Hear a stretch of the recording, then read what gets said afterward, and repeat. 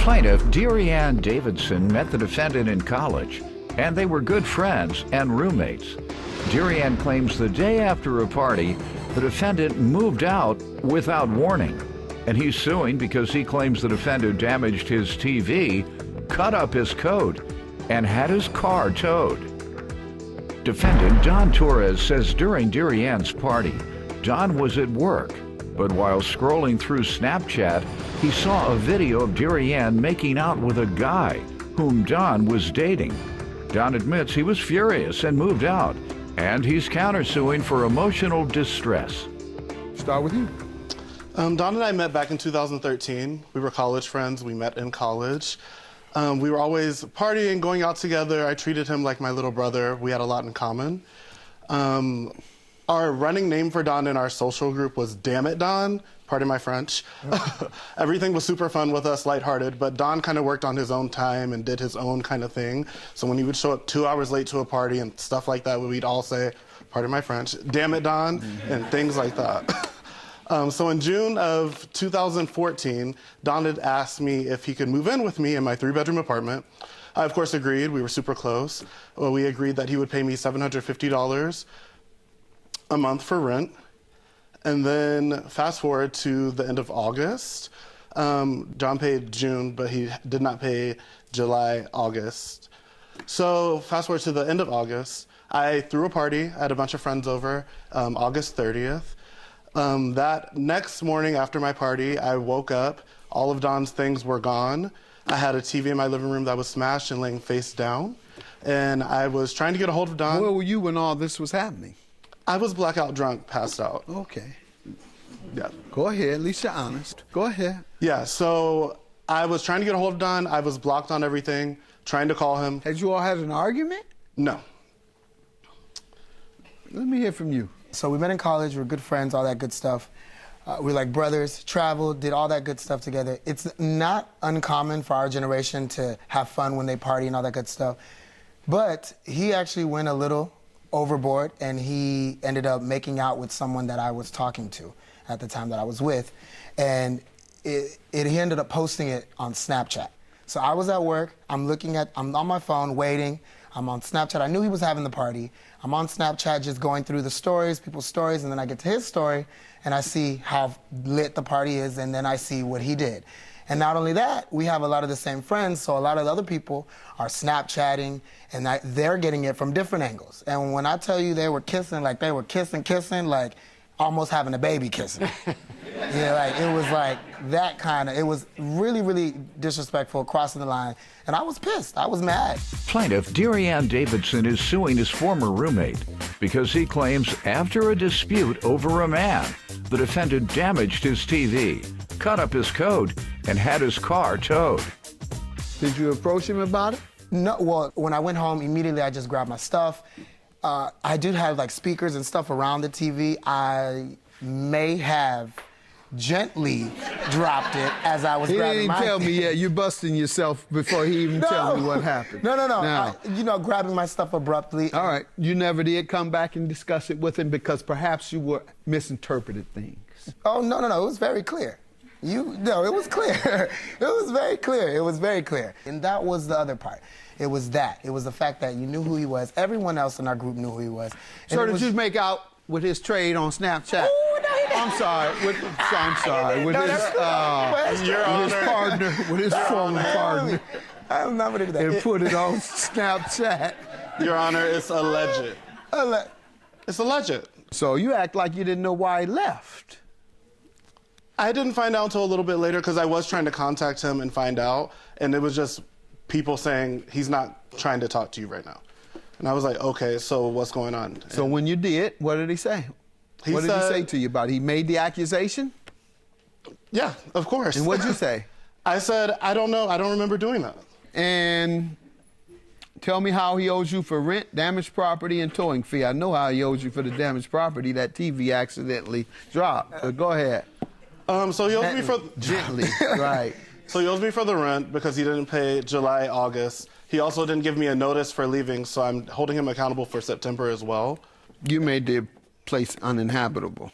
What they call constructive eviction, meaning the conditions were so hostile that you could not stay together after this incident. And you, having caused the incident, was the one who constructively evicted him. So, I'm not going to give you that. I'll give you from the day he moved out. And you moved out when? Ooh, I believe it was... Now you about to lie. No, when no, did he no. move out? August 31st. August 31st. All right. I'm going to give you July and August. All right. And the property, how much was your television? Do you have something? I do have something. And how does he owe you for a towing fee? He was actually working at a nightclub that I halfway kind of knew that he was working at. I go one night, I check in my coat to coat check, I'm partying all night like I do. I'm leaving the nightclub, I get my coat from coat check, and there's cuts all over my coat. And I have those pictures here. You see it? Yep. Are they gently cut? No. You try. Look. You know, he does his work. He does his work gently. Yeah, that is gently. So when you retrieved your coat and you asked what happened, what were you told? I was told that I brought it in that way. Who told you that? The guy at the coat check. So me and the guy at the coat check start to get into it a little bit. Right. And they tell me I have to leave the bar because it's closing. I leave, I go out to the parking lot. Was he the manager? Yes. Did he had authority over the coat check guy? Yes. Go ahead. As I get to the parking lot, I'm furious, looking for my car. My car is not there. I'm sorry, I don't mean to laugh. You vicious. No. What happened to what did you find happened to your car? So I sir? called the towing company. I ask about my car, my silver Jetta, my little baby, and they say that someone from the club or that the club has had the car removed because it shouldn't have been on the premises. Was it on the premises legally? Legally. Do you Well, know? okay. Go ahead. So as far as the jacket goes, I'm not in the coat check. So I go in and out, yes, to run in and out, but I was not in there that often. As far as the car goes, I do remember specifically another person who was attending, they couldn't get out because of how the car was parked. I may have known that it was his, but it was, as my job, I have to, you know, accommodate. It was like it was. Who did you ask about the car later? I asked the It towing was a company. towing company, yeah. What did they tell you? They told me that someone had called and asked for the car to be removed. They didn't say it was blocking something? They didn't tell say you the anything. circumstances? Nope. And they didn't say the manager called? They did not say the manager called. Plaintiff Darianne Davidson is suing his former roommate because he claims after a dispute over a man, the defendant damaged his TV, cut up his coat, and had his car towed. Well, unfortunately, you have to prove more likely than not that it was him. I'm convinced that he gently damaged your television intentionally.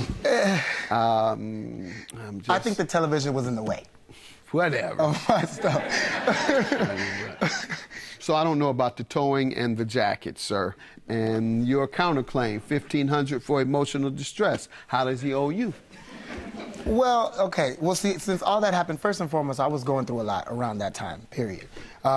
When he posted it out there and, you know, as far as everybody knowing my business, knowing our situation, people coming up to me, talking to me about it, and then furthermore, you know, people coming up to me asking why haven't I spoken to him, why haven't I talked to him, Darian's looking for you. I just feel like a lot of people knew my business, and it was just my name out there.